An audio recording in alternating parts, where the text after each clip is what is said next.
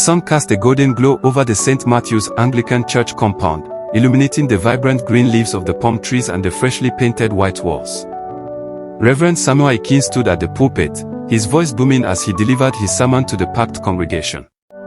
His words were laced with conviction, his gestures dramatic, and his smile radiant. The congregation was entranced, hanging on to his every word. But as the service ended and the parishioners filed out, Samuel's demeanor changed. He exchanged pleasantries with the church elders, his tone shifting from warm to dismissive. In his office, he scrutinized the financial records, his eyes narrowing as he calculated the discrepancies.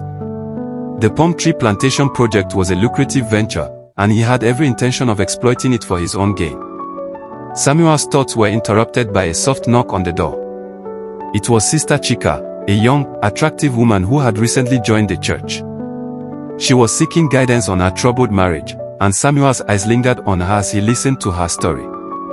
His mind began to wander, and he felt a familiar stirring within him. He knew he was playing with fire, but he couldn't resist the temptation.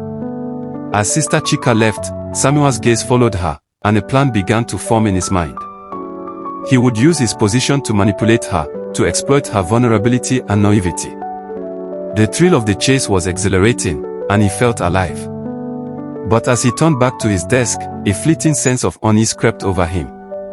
He pushed it aside, telling himself he was doing God's work, that he was guiding his flock. The darkness within him was growing, spreading its tendrils through his soul, and he was powerless to stop it. The youth fellowship meetings were Samuel's favorite events. The energy was palpable, the music infectious, and the young women were eager to please. He would mingle with them, sharing stories, laughing, and offering guidance. They looked up to him, seeking his approval and validation. Sister Neoma was the first. She was 19, a chorister with a voice like honey. Samuel had noticed her during choir practice, her eyes sparkling as she sang. He began to mentor her, offering guidance on her vocal technique and her spiritual growth. She was flattered by his attention, and he exploited her naivety, whispering sweet nothings in her ear. Their secret meetings became more frequent, and Samuel's words became more suggestive. He quoted scripture, telling her she was a vessel, chosen by God for greatness. She was swept up in his words, her innocence and vulnerability no match for his cunning. When she discovered she was pregnant, Samuel was prepared. He offered her money, telling her it was for her own good, that she couldn't raise a child on her own. He arranged for the termination, far from the village, and she was left with nothing but a whispered promise that it was God's will. The pattern repeated itself, with Sister Ada and Sister Chioma. Samuel's charm and manipulation left them powerless, and he silenced them with hush money and threats. He was a spider, spinning a web of deceit, and they were trapped in his lyre. But the reckoning was coming.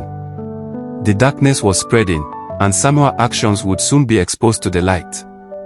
The rain pounded against the zinc roof, its rhythmic beat a counterpoint to Samuel's racing thoughts. He had just returned from a minister's retreat, another lie masking his weekend rendezvous with a girl from the neighboring parish. He poured himself a glass of brandy, pulled off his collar, and fell into bed.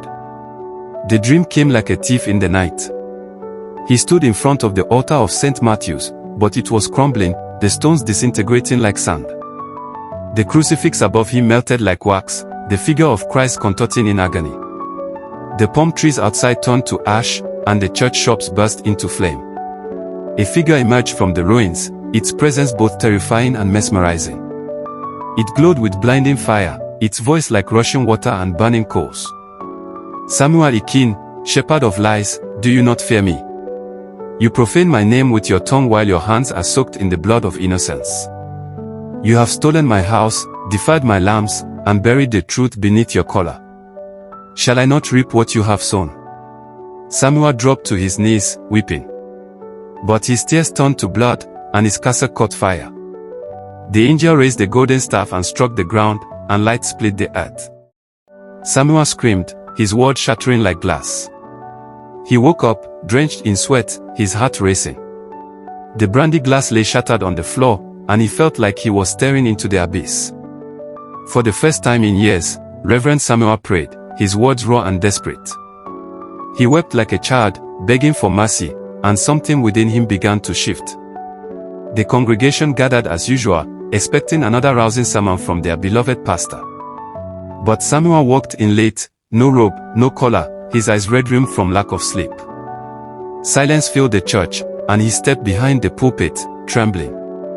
"I have sinned," he said simply, his voice cracking. Gasps and murmurs rippled through the crowd, and he continued, his words spilling out like a confession. "For years, I wore this title of Reverend like a mask. I stole from God's house. I slept with those I was meant to shepherd. I terminated life to cover my shame. I deceived this council. I deceived my wife. I deceived you all." Some wept, some shouted, and some left, but Samuel continued, his voice growing stronger.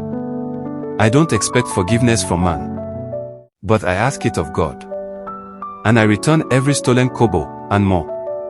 The palm plantation will be returned to the PCC, and I resign today as your pastor, not in disgrace, but in pursuit of true redemption."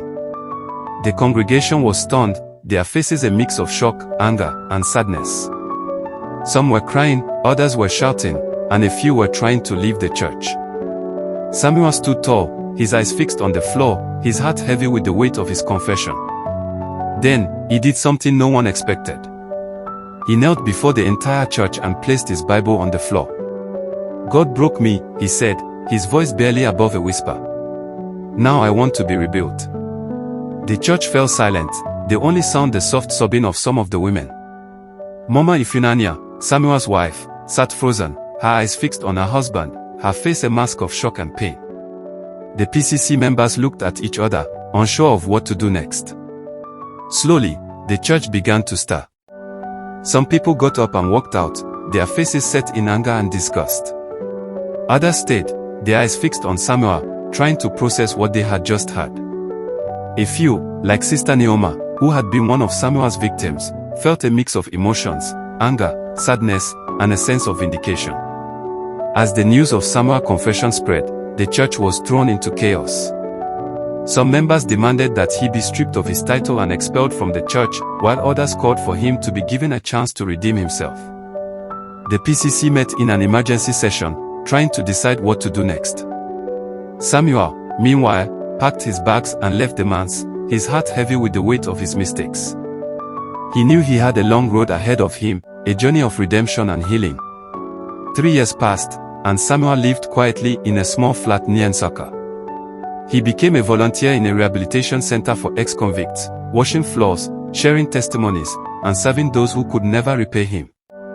He wrote letters to every girl he had hurt, some responded with anger, others with forgiveness. One came to see him, she had kept her child, a little girl named Grace. Samuel met her, tears in his eyes, and asked for her forgiveness. She looked at him, her eyes filled with a mix of sadness and compassion, and said, "I forgive you, Pastor." Samuel's wife, Mama Ifunanya, eventually visited him. They spoke for hours. She wept, slapped him, then held his hands. Healing began, slowly, painfully, but surely. Samuel found peace, not behind a pulpit, but behind the truth. He learned to let go of his pride, his ego, and his desire for power. He learned to serve, to love, and to forgive. He became a man, broken, but rebuilt, a testament to the power of redemption. Some still remember Reverend Samuel Ikin as the fallen man of God, but others remember him as the man who, after tasting darkness, chose light. For even the greatest sinner, when broken, can become the strongest witness. And in the eyes of God, the cloak may fall, but the cross remains. Lessons from the story. Be careful of what you do in the house of the Lord, be it a pastor or a member of a church. Secondly, as a pastor, do not be carried away by the things of this world, for many men of God focuses more on material things, leaving the word that is meant to be publicized. Thirdly, it is not right for a pastor to be involved in anything called money in church.